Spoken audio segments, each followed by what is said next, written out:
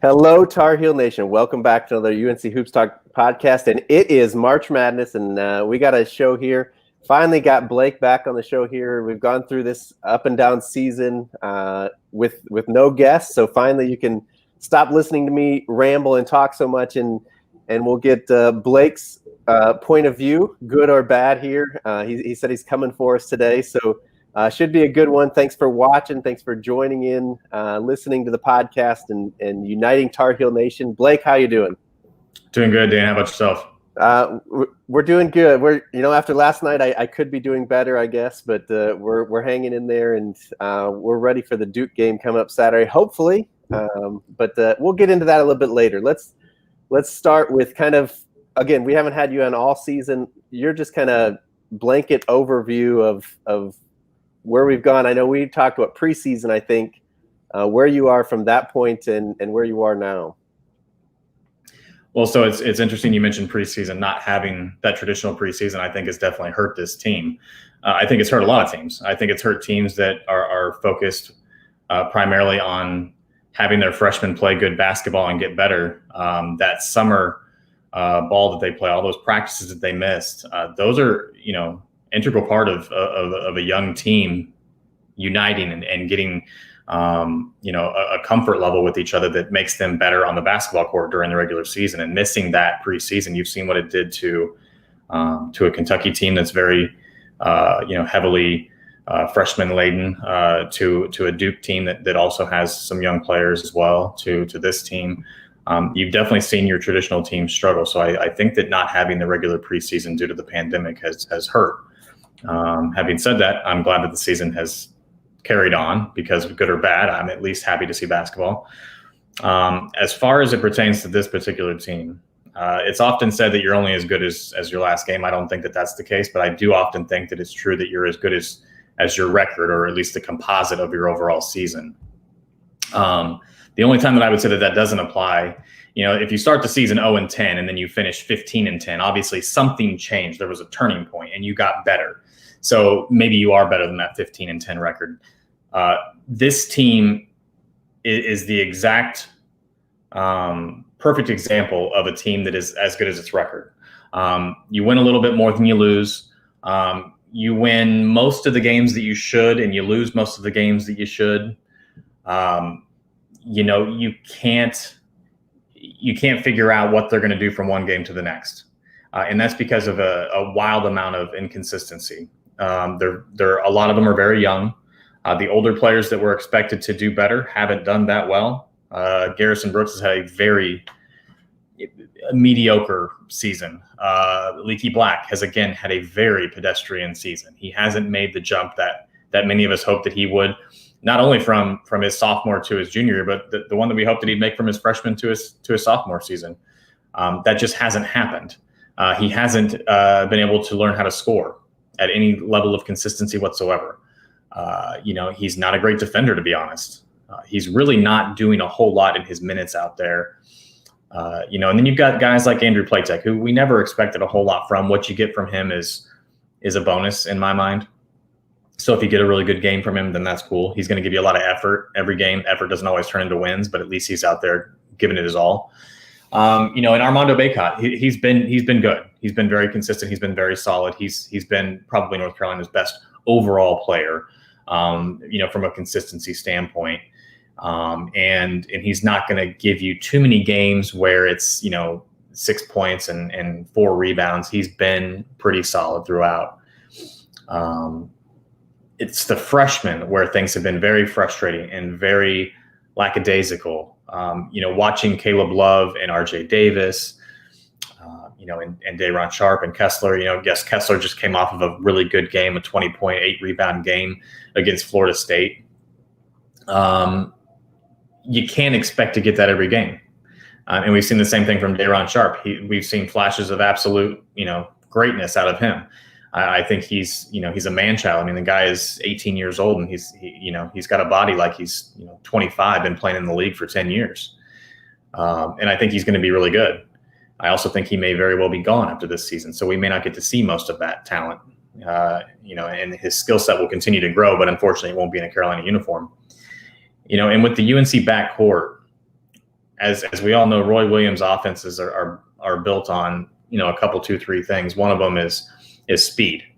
Another one is utilizing that, two-man post that people hate, that they call antiquated and say that he needs to change and go to small ball. And the other thing, and maybe the most important thing, is the guard play. On every good Roy Williams team, you've got a really good guard. Raymond Felton, helped him to his first, national title. Ty Lawson the second. Kendall Marshall, I believe, had he been healthy, could have very easily gotten him his third. He got to a national title with Marcus Page, and then won the following year with Joel Berry. And the common denominator there is great guard play. This team doesn't have that. This team didn't have it last year.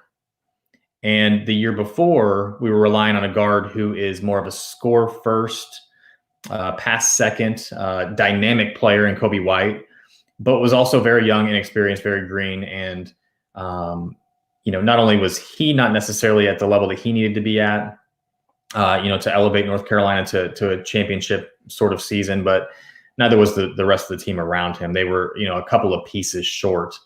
So they're struggling this season. It's mainly because of that youth and inconsistency, and they can't hit a shot to save their lives. So let's set the stage a little bit here. The Tar Heels right now are 15-9 overall, 9-6 in the ACC. We're 6-0 at home, 3-6 on the road.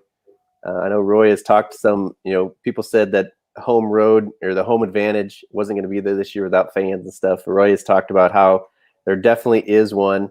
So 9-6, we're at, we're tied with Georgia Tech for like 6 in the ACC, right in the middle. Duke's right behind us at 9-7. Big game tonight between Georgia Tech and Duke. It's at Georgia Tech tonight. And then kind of breaking it down a little bit more than that, our last 3 games, I guess, are the ones that I haven't talked about on the podcast, but even going farther back than that, you talked about, consistency. I heard somebody say we're very consistent at being inconsistent. So we had the 40-point win, 40-plus win against Louisville. They were coming off their pause. If you want to throw that in there for some points, I think we win that game regardless. And then we schedule the one against Marquette and drop a bomb and just don't show up. Lots of talk in that one about should we have scheduled it. Ends up being a quad 3 loss for us right now at home. People say we're out of the tournament at that point. We follow it back up with an 8-point win against Florida State, ACC leading Florida State at home with a great second half. Again, didn't look good in that first half. Great second half there. But with the second half, we feel like we get some momentum going into the end of the regular season. And then, of course, last night we traveled to Syracuse and start the game off again fairly well. And then kind of the middle of that game, pretty lackluster, let them get some wide open shots. We can't make anything from outside, even miss some inside, and get it to closer than I think what it was. We only lose 72-70, but I don't think it was really that close. I mean, we got some hope there at the end of some kind of miracle coming out, but really we weren't going to win that game last night. And then so that leaves us with Duke to end the regular season. Of course, we know how huge that is. Now, even bigger game with both of us kind of right on the verge of making it or not, according to some people. But I mean, where do we go from here? Like you said, I think you said in this, if not, we said it before going live. Like we don't know what team we're going to get, but like, I mean, where does, as fans here, where do we go with this team? I mean, obviously fans are frustrated. And I think some fans are very realistic in the sense that, hey, I'm turning the game on tonight. I don't know what to expect. And I'm not going to be super elated with a win, and I'm not going to be super angry with a loss because, a 45-point win 3 days later may be a loss to a team that, isn't even in the top 100 and has a losing record. And then you turn around and you beat the 11th ranked team in the country. And then you come out and you lay another egg.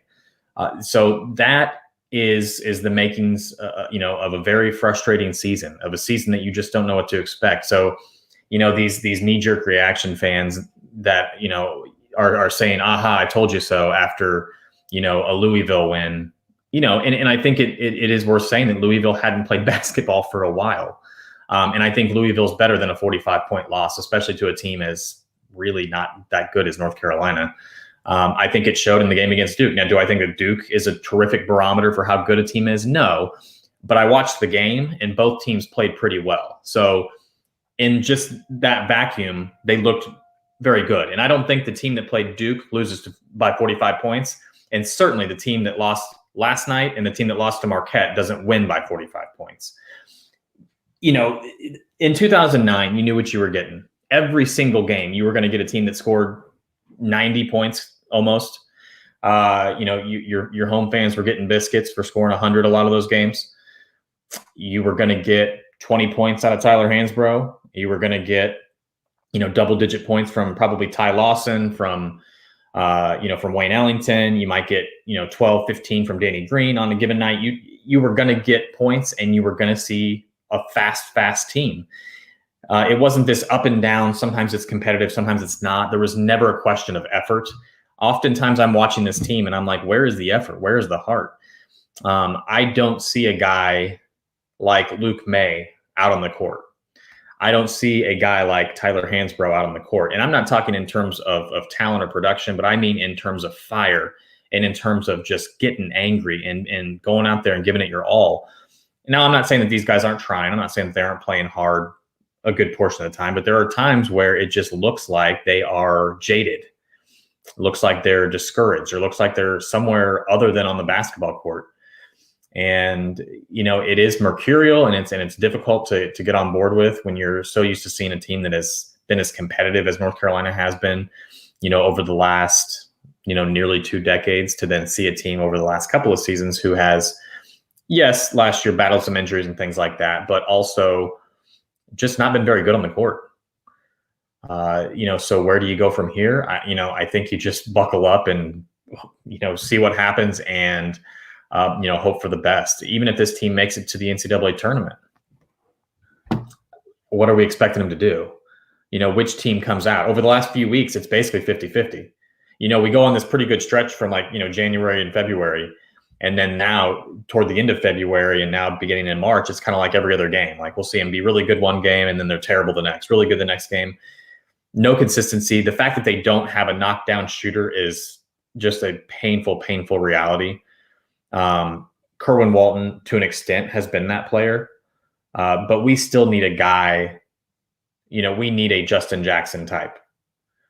We need a guy that's going to consistently give you 17 points a night. We need a Wayne Ellington type. Now, I'm not saying that those guys grow on trees, but look back at all those championship teams that I mentioned, and what did they have? They didn't just have great point guard play. They also had a really good wing. Forgive me for mentioning the team in 2005 had Rashad McCants. Fantastic shooter, great slasher. He could finish at the rim. He could play defense when he wanted. Now, it's questionable when he wanted to, but when he wanted to, he could play defense. Wayne Ellington wasn't a terrific defender, but man, if you needed a shot, there's YouTube clips all over. I mean, look at the Clemson game that he put up 36. I mean, the guy could play ball. Most outstanding player in the Final Four, I believe, in 2009. In 2012, you had Barnes, you had Bullock. In 2016, when they get to the championship game, Marcus Page can hit shots, Joel Berry can hit shots. Justin Jackson. They've got all these guys. In the following year, Justin Jackson, over the last few years, they have lacked one dynamic point guard play and veteran point guard play. They've had a lack of experience. Obviously, we've had 3, one and dones basically 3 years in a row potentially. When you look back at having Kobe White and then you have Cole Anthony and then you've got Caleb Love, I do think Love is going to probably have to return at this point unless he takes a real gamble on himself and plays in the G League. But we also don't have shooters. And Roy Williams, unfortunately, has missed on just about every elite shooter that he's tried to get on the recruiting trail. And the problem, as I digress a bit, but I go back to Kerwin Walton. Kerwin Walton is a very good shooter, but he is pretty one-dimensional. He's not yet a dynamic defender. He's not a great slasher. He's not a great mid-range shooter. We did see him get into the lane and throw up a shot last night for a couple points, but he's not the sort of,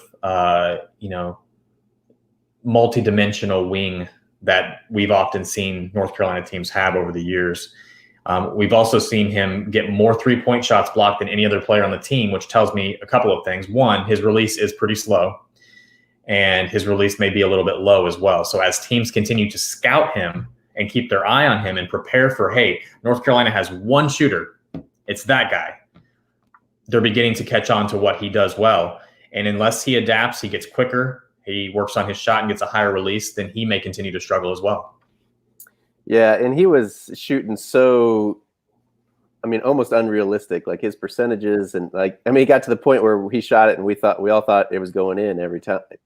And that's hard to sustain. So you knew it was going to kind of come back to earth a little bit. I don't know that anybody expected over 7, but there's a lot to be said about him developing and maturing and getting used to people knowing he's the shooter, and he can't be wide open to take it. I do like that he kept shooting. He never seemed hesitant to get the shot up.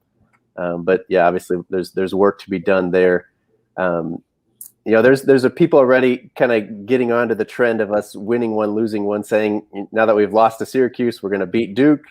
We'll lose the first round of the ACC tournament. We'll win one game in the NCAA tournament. We'll lose the second game in the NCAA tournament. Of course, once we get to that, it's a lot of matchups and stuff like that. I also wanted to kind of point out, some comments we got coming in here. I don't want to jump too far ahead. I don't want us to look to next season. I don't want us to look to the recruiting and all that stuff. We'll have plenty of time in the off season to talk about that. But we do have someone going by 300 here. It says we'll be great next year. Going back to, we're talking about Caleb Love being out of control.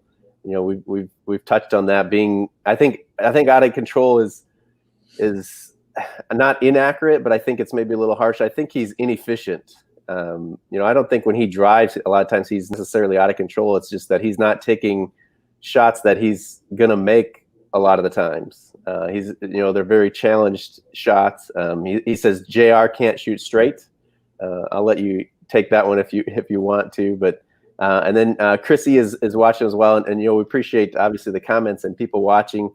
But again, getting into, our recruiting, I don't want to go there too much, but why, we recruit people that have the reputation of a shooter, but then they, haven't panned out. Even going back to, Kenny Williams came in as a shooter and made one his freshman year. Chrissy also mentions that, year after year, we can't cover threes and we can't shoot threes. I think we've covered that quite a bit on this podcast before, and I don't think we're going to solve that question there, or that problem there. But maybe something that we can at least talk about a little bit is our style. Obviously, we're kind of back to what Roy Williams wants in a too big lineup. Of course, there's more to it in going into that shooting. You got to have shooters that go along with your big guys to make them efficient. We've seen. Was it last night, or was it? I think it was the Florida State game, right, where Garrison Brooks and Baycott both had 0 attempts in the first half, and that's maybe to say a little bit about them, but it also says a little bit about how the other team game plans for you. And if they can take away your one shooter and then take away your bigs, you're kind of in trouble. I don't know. What are your? That's a whole gamut there, but what are your kind of thoughts there on these comments coming in? Sure. So let's start with what 300 was saying. I don't disagree. A lot of times Caleb Love does play at a pace that he was probably able to do very well and much more efficiently at the high school level. He was probably the stronger, bigger, more talented player in just about every game that he played in high school. Taking that exact strategy and going into the, one of the traditionally best conferences in the nation, obviously a very down year, but, still playing against bigger, tougher, stronger, more talented athletes, it's not always going to go to work. It's just, when he gets in there, a lot of times he doesn't know where he's going, and he hasn't been a phenomenal passer. So you're not getting LeBron James into the paint surrounded by 3 guys and then, just dishing it on a dime to a 3-point shooter. He doesn't have that in his bag. So he oftentimes gets himself into trouble, and then a wild pass ensues, and then we've got another turnover. I mean, his turnover rate has been incredibly high. It's been really, really bad. So I would say that oftentimes he does play out of control. I think he's, trying to make too much happen. As far as the recruiting, why can't we get shooters? Roy Williams has tried very, very hard. While we were talking there, I just looked up, just for example, the 2019 recruiting class. So we tried to get Anthony Edwards. We saw what happened with that. He's already in the NBA, and he's looking like he's going to be pretty good. We tried to get Josh Nickelberry. He went to Louisville. Josh Green, Precious Achua, Keon Brooks, Wendell Moore, obviously, ended up at Duke. Jalen Wilson. Kansas has struggled this year, but Jalen Wilson has probably been one of their best players. We have tried to get these high 4 stars and elite 5-star players. It just hasn't happened. Why? I'm not totally sure.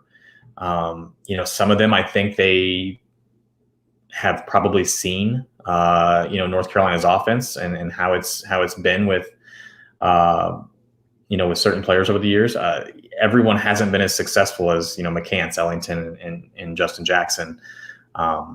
Sometimes the too big system, I think, does turn players away, and they want to play a smaller style of basketball, and they want to just play fast, and they don't want to feed the post. And North Carolina, for as famous as they are for being fast, they haven't been fast lately. They haven't been fast for a while. It's tough, when you don't have that shooter, and then you talk about having a guy that's supposedly a knockdown shooter. The guys that we've been calling knockdown shooters over the last few years, you mentioned Kenny Williams. Kenny Williams was a low 4-star recruit, sub 100 recruit. And play tech. Even guys like RJ Davis, had a reputation of being a great shooter. We haven't seen that. We haven't seen Caleb Love be a great shooter, and he was touted as being this great shooter, almost more of a shooting guard than a point guard. I mean, we have not seen the shooting part of that guard to this point. He's had a couple of games, but that's it. And, and there's a lot of people. So to the people that are saying that the style's outdated, good luck getting it to change, because this guy's been coaching for a long time. He's won 3 national titles doing this outdated style. So whether you like it or not, it's probably not likely to change.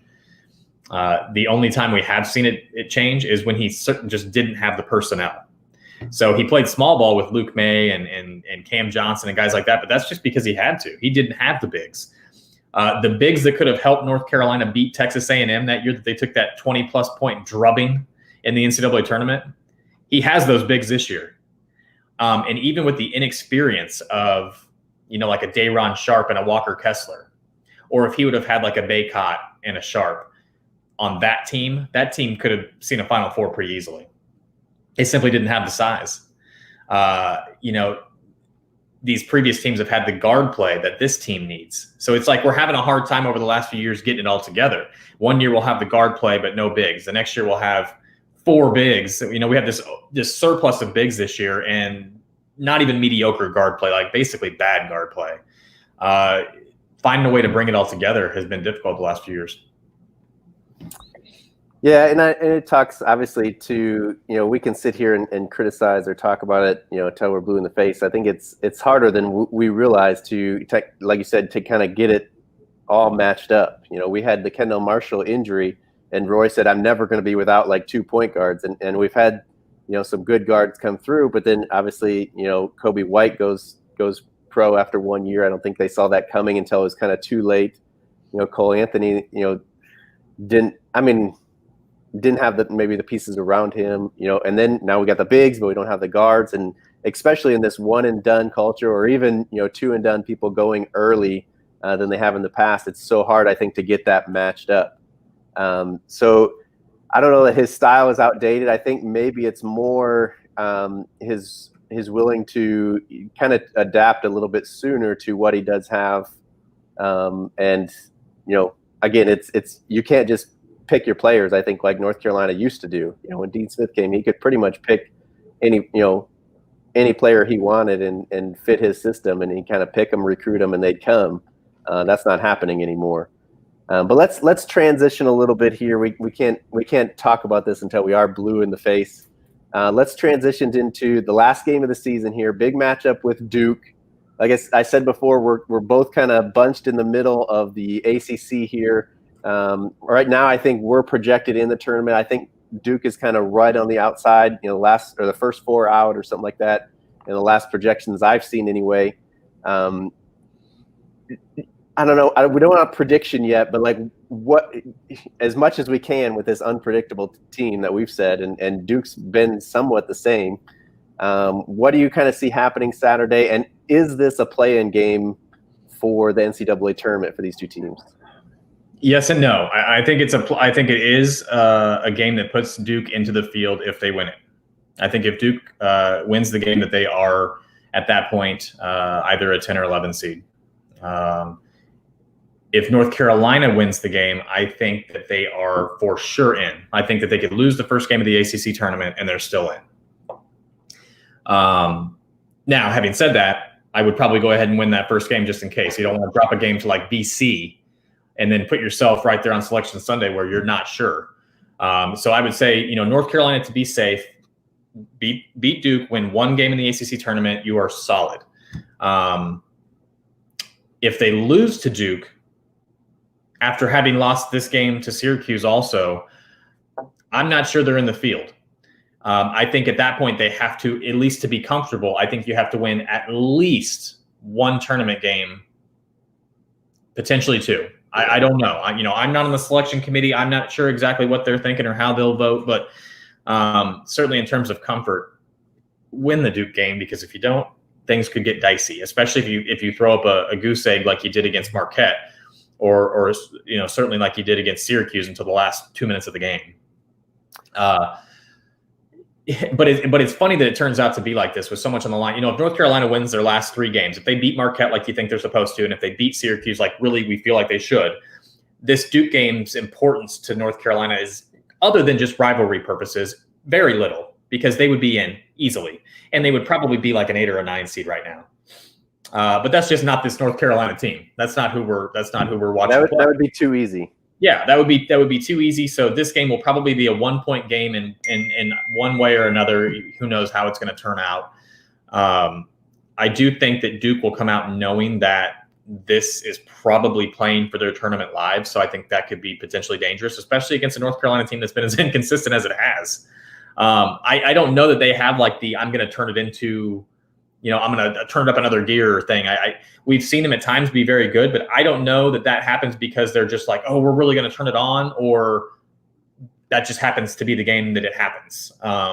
So I'm concerned. I don't know if, Duke comes out and punches them in the mouth at the beginning. We've seen the Tar Heels get down by double digits in a lot of games, and most of those games they've lost. They haven't made miraculous comebacks most of those games, like they did with Florida State.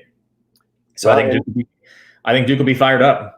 And I think they feel like they have something to prove after the first game too, where Matthew Hurt, was a non-factor. Their best player was a non-factor. I'm sure they think, I know that a lot of their fans have said they're better now that Jalen Johnson has left the program. That they've played better and stuff. So I think they're going to have a lot of motivation to kind of show that they aren't the team that we beat the first time. And like you said, obviously the rivalry brings a whole nother energy level, passion, whatever. And then on top of that, they're playing for kind of their NCAA lives, where people have kind of written them off earlier in the season. They've kind of fought back to where they have a chance. So it's definitely there. And then we don't know what North Carolina team's going to show up. I think when we talk about NCAA tournament as well, it's so hard, because we can't just look at this game too and say it's a play-in game. No matter who wins is in, whoever loses is out, because it matters what happens around the country as well. If we lose this game and go on, win 2-3 of them in the NCAA or in the ACC tournament, we should be in. If Duke loses this game and obviously they win the ACC tournament, they're going to be in. So you can't say they're for sure out in the grand scheme of how college basketball is run. So we can't definitely say that, but I do think it has added some to this. It's almost kind of unfortunate. We get so many good North Carolina Duke games over the years, and really they don't mean anything. Like, we're both in the tournament, we're both 1 and 2 seeds so many of those years. To kind of get so much on the line for this game, it would almost be better to have good teams playing, or better teams playing than what we have. I don't. It depends what night it is, if we're a good team or not. But it's almost kind of unfortunate in that sense. Yeah, and I guess I'm a bit remiss to not mention that when I say Duke is out, that would be without getting some work done in the ACC tournament. And I will say this: I do think Duke is a good enough team to run off some wins in the ACC tournament. And I also think that the ACC is bad enough that any of 6 teams could win that ACC tournament. Virginia has shown a propensity for not being very good to end the season. They lost 3 straight games. Not saying they lost to terrible teams, but the Virginia team, certainly that we saw against North Carolina, which I think they played very well and stymied North Carolina like they always do, has not been the team that we've seen recently. I think Duke without Jalen Johnson is much better.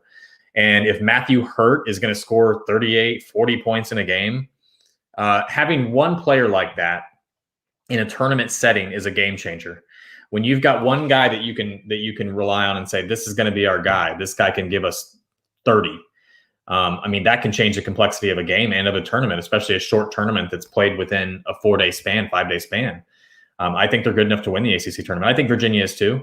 I think that Florida State's good enough. I think that Louisville is good enough. I know they're coming off a 45-point loss. I don't think that's who Louisville is. And that's not to take credit away from North Carolina. I think North Carolina wins that game regardless because they played terrific basketball. But I think if we play that game today, there's no chance that it's a 45-point game. I don't think there's any chance that it's anything near that. I think Louisville's much better than that. And I think that was the absolute ceiling of North Carolina's play this season. I don't think they're anywhere near that good, as a mean. Yeah. Yeah, and especially, again, we talk about if you're right on the edge of making it or not.